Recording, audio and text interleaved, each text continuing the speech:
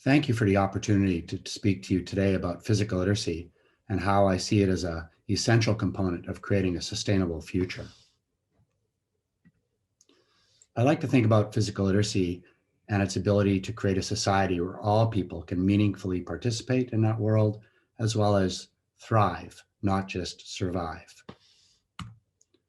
Physical literacy can be thought of in a very simplistic way through this diagram, which shows you that it's really about creating people that are competent, confident movers in various environments in our world, physical environments, as well as different social cultural settings as well. And by so doing, you create a motivation to participate further in all forms of activities in every sector. The key to creating physically literate society is constructing positive challenges. And by constructing positive challenges by intelligent design, we can get all the downstream benefits of it being a physically literate society. One of the key components that physical literacy can contribute to is a notion of inner trust.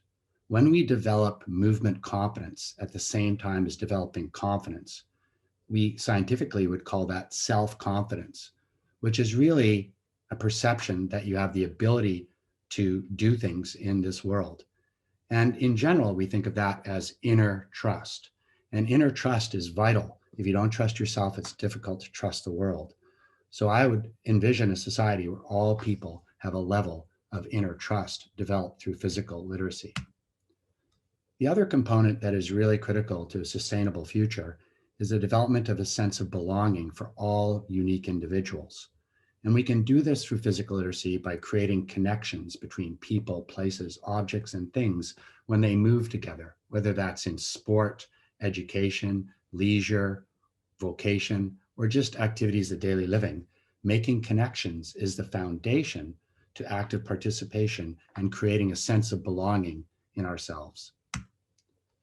Finally, we can think about physical literacy and constructing positive challenges by the environments that we build and the programs that we deliver in multiple sectors so that we can have every person in society feeling like they want to meaningfully participate or engage.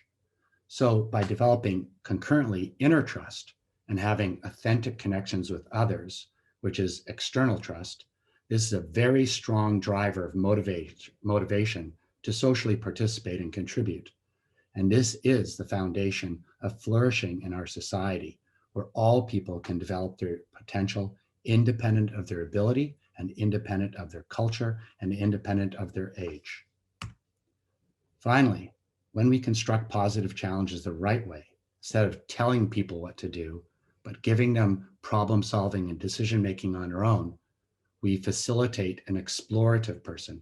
And also, we create a circumstance by creating a safe environment whereby people can develop a healthy risk perspective. So they're not just creating surplus safety, which is dangerous, they create adequate safety. And in so doing, we create innovative people that can face the challenges of the future.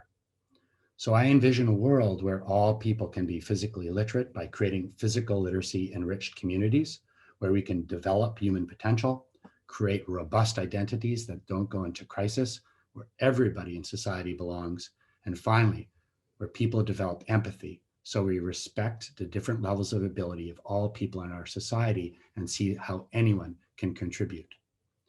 By so doing, physical literacy as a social innovation engine can create health equity, social equity, and develop human potential.